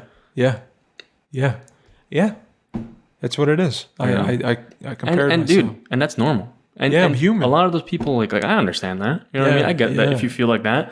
You know what I mean? Yeah. I'm like, it's not gonna make me feel any different. Yeah. You know, you're not hurting me in any way. Yeah. Until you emotionally, maybe something happens, you know? Yeah. The closer you get to that, like that darkness, the more it might, you know, bring someone else into that. Yeah. It might hurt someone else with And that. I have. So that's what I'm reflecting on. That's what I'm looking at the wreckage of that, of exploding like that. Yeah. I'm saying, like, I just don't want to do that anymore, man. Yeah. I don't want to bottle shit up and then explode on someone that loves me because I'm insecure or I'm not going to the place I should go to feel like fulfilled and like accepted. And, you know, I just don't like myself enough, and I need to keep working on that with God, with my therapy, with myself. Like, I just have to keep doing it. You never know if you're going to make it or not. Mm-hmm. And the only way to really find out is not quit. And to find out the more times you don't quit, it becomes a mindset. You just don't ever quit. Yeah. I gotta say this because, you know, because I've known Uncle Angelo here since I was born, essentially, right? He's, you know, you're one of my father's closest friends. Punched him in the face, I think was the story, and that's how you met. That's how I met him. Yeah, there you go. But yeah, so I've known Uncle Angelo my whole life, and you know, as I became a man, you know, life went one way for me and Uncle Angelo this way, and then something's happened, and I found myself in a place where I was I'm a fearful guy. I'm very afraid of things. You know, I don't know if it's just my nature, how I came up. I don't know.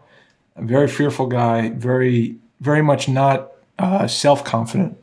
Constantly was seeking approval and love from other people in order to validate, you know, who I was. And I think, and I was training with somebody else, and then for like a month, and then he got into some trouble, and then I called you right away, and you said, yeah, you know, of course, like, you know, come and, you know, we'll train. And I couldn't have imagined, like, that we would have become so close through doing this, you know, where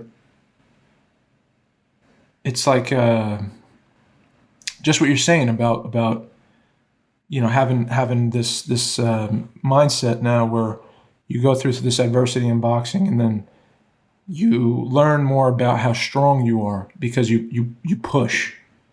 And like, I have so much respect for that, and that's like such a gift you've given me in my life this past year, is through action, through teaching me a craft like boxing.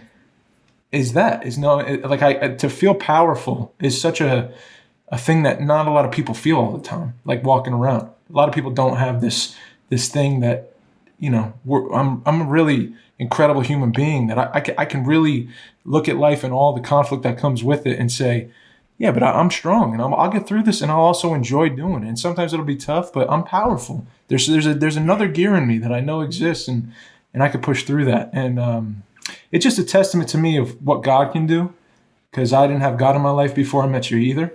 Mm-hmm. I strayed away from him, and we talk about God a lot, and it's just funny to me how he,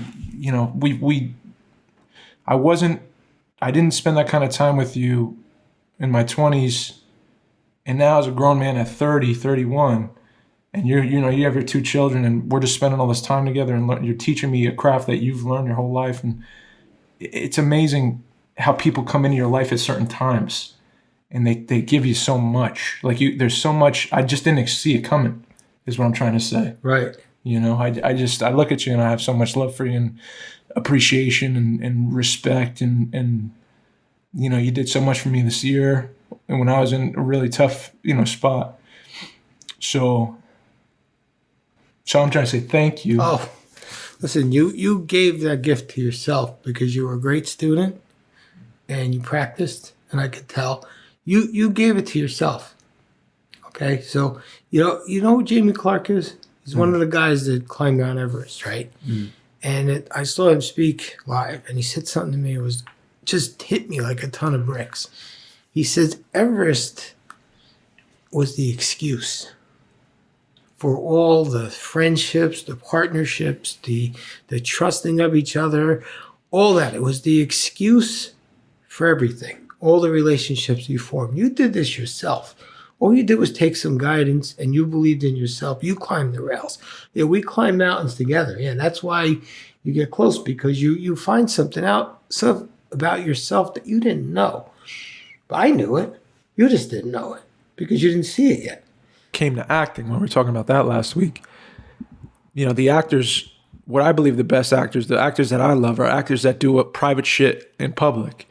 When you're watching somebody and you kind of get lost because you're watching something that almost shouldn't be watched. It's something so private and vulnerable and personal that you're amazed at someone's job, and a camera's on them with a crew of people, and they're just being like naked in front of you. Essentially, it's like weird, but I feel like the audience leans in more because it's so real and so relatable, because that's what you do at home, or you have these feelings or these thoughts or these little specific actions. You felt that before, the way someone does a thing. And I was thinking about that, and I said, oh, well, as the audience, when we're watching a thing, aren't we kind of being observers? It's like we're right here. We get as close as like I am to you. Like this, if this is where the camera's at, and that's where I am, right? I'm right up in your face, but you don't know I'm here. Yeah. But I'm just watching you, and I'm I could just watch whatever. Like, you're not going to scare me. You're not going to tell me to shut up or stop watching or whatever. Most of the time, in most stories, like, you follow the ride. You follow the protagonist going through obstacles, trying to beat the adversity and change over time and become like either win or lose at the main goal they're after, the objective. Yep. And I never thought of it that way. Yeah. Now that you bring it up, it's almost like sometimes in some characters you can relate to so much. It's like you'd be like their best friend or something. Yeah. You'd be like their brother. You know what I mean? Yeah. Like you always got their back, everything. Yeah. I think that's what it does. It makes you forget about, I guess, reality, and it just puts you into another world. Right. You're like in a passenger seat. Yeah. This close to the face of someone, like as they're going through some crazy shit, and they don't know you're there, but you're there. It's almost like I think it all goes back to like just human connection, right? You want to have like something to relate to, so we could be closer, or we both agree on this one thing. You know what I mean? Right. And we could talk about it. Yeah. I think that's super important for all art. Yeah, man. I was in the Navy. My grandfather's telling me overseas during World War II, he pulled a bolt out of the ship. Like I guess it was a loose bolt or something, and he crafted this ring with it by hand. And he's like, as he's putting it in my hand, I'm like, what the hell is going on? Because I remember him wearing this ring. I remember my great-grandfather on pasta Sundays, the Sundays we would come over, be wearing this ring. And now it's in my hands. Yeah. At 31 years old, I'm like holding my great-grandfather's ring and my grandfather's ring now. And, you know, I got like immediately emotional. And I was trying to suppress, because there's, 12 people 14 people at dinner, and I'm like, I don't want to start crying, but it just came in waves, like the meaning of what that is, as he's crying. And again, he never cries. And I'm like, he's passing this down to me, these two objects, because they mean so much to him, and he wants them to continue on in our family.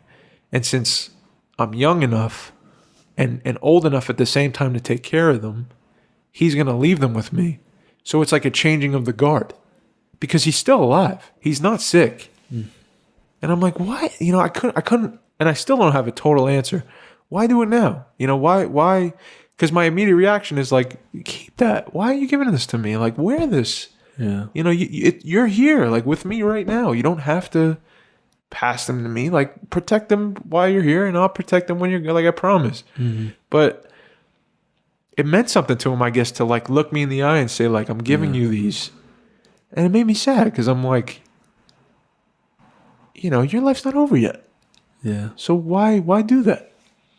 I have such an instinct to be like, but I don't want to be disrespectful. So I'm like, of course, I'll take care of these. Absolutely. Yeah. And then I was wearing the rings, and I'm like, but that's going to be me one day too. Yeah. And you might feel that same way he feels. Oh. Yeah, it made me sad, man. I can imagine, like, the thoughts that he could be having, Yeah. To definitely I could see how it would mean like a lot to be able to give that to you face to face. Yeah. Yeah. Not after he's gone, to be able to put it in your hand, not them taking it off his fingers, and then giving it to you, for him to entrust it to you. Yeah. I just feel like there's some worth in that, that probably fuels him some way. Yeah. That we don't know yet. Yeah.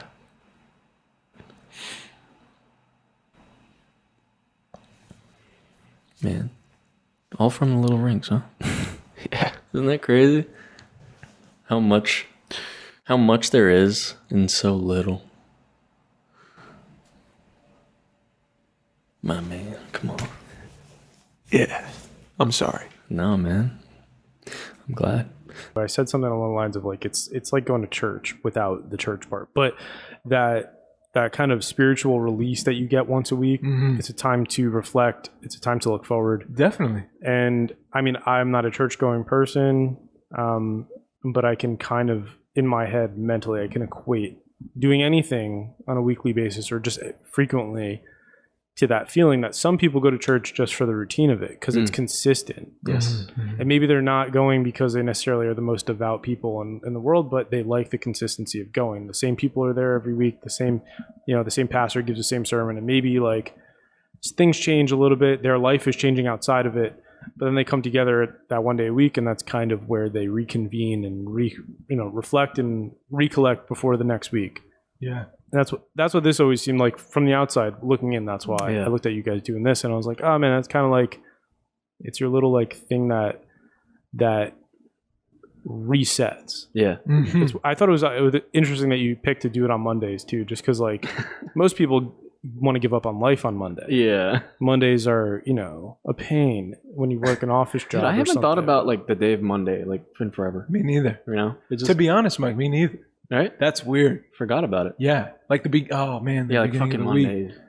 Because this is always there. I also I don't work a normal job with a normal schedule. I don't report to an office every day. So like my perception of days is totally different from other people too. I'm like, dude, and I do. Like we're in my office, dude. Yeah. I do this every day. Yeah. But like still, like I don't care. I don't know. Yeah. Yeah. some people deal with that better than others. Like I'm not very good with neither, dog. that kind of stuff. Yeah, but me neither. that I feel like people that they lean into hobbies a lot are generally looking to fulfill or enrich something in their life, and they're not satisfied by the normal things that they do. But this, I feel like this is different than a hobby because it celebrates the things you're doing outside of it. Yeah. And it brings in the outside. It brings in your the other facets of your life. Yeah.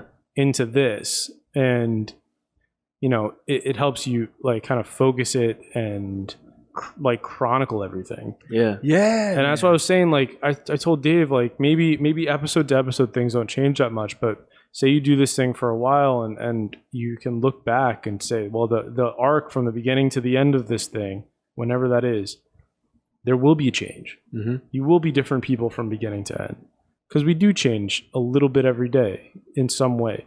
So, I mean, that's powerful in its own way. And, you know, like you might not see it on the day-to-day, you might not see it on the small scale, but on the macro, you'll see great change. And I think that's important. Yeah. Besides, I feel sick. I said, I think something big is gonna happen. Yeah. By next year. Yeah. I got time's been such coming. Yeah. And we're getting. It's not about like. And this is the other thing, dude. It's not about how many people. It's about like. Who does this serve? I don't want 10 million. I want like people that we help actually. A few, however many. Yeah. That really believe in us and that we relate to them. And that we care for each other and it's symbiotic. It's not like a rob. Like, give us your money and we're going to go do our own thing. And make fun content and stuff. You know? It's a real service. Like you can't appeal to 5 million people. Not if you had 5 million people that just all of a sudden hit your phone. Do you think that they'd all like in the long run? Would that not backfire on you?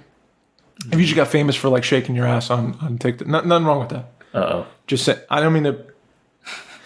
I'm talking about peep the new setup. Yeah. Shout out to the Patreon members. Yes, big shout out because we could not do this without you. We got to level up. I mean, we got the sign. I mean, we look so professional. We're in the studio. This is crazy. This looks so legit, man. Dude, look at that thing. Wow, we got to put a side by side. Yeah. Of the old setup. Yeah. The Baron like on the couch. Yeah. Just chilling.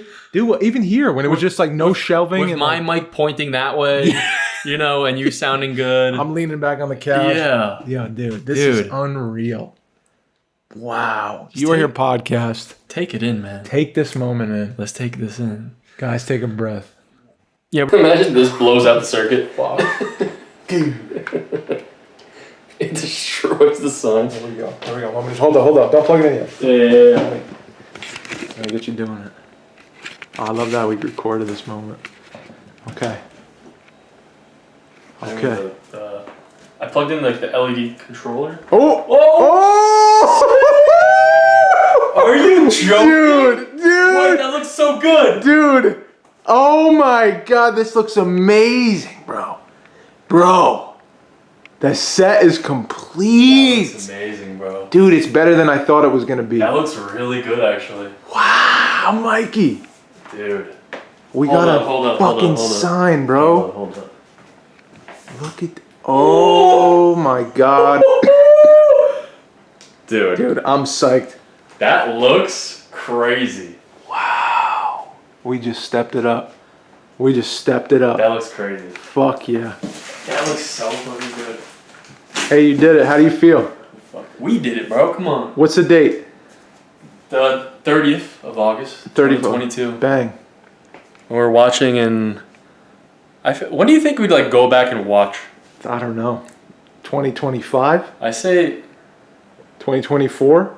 You know what? I have a feeling it'd be fall. It'd be like in October. Okay. October like 17th in 2025. Dude. This is so cool. Fuck, man. Look how good it looks. I love it. I love it.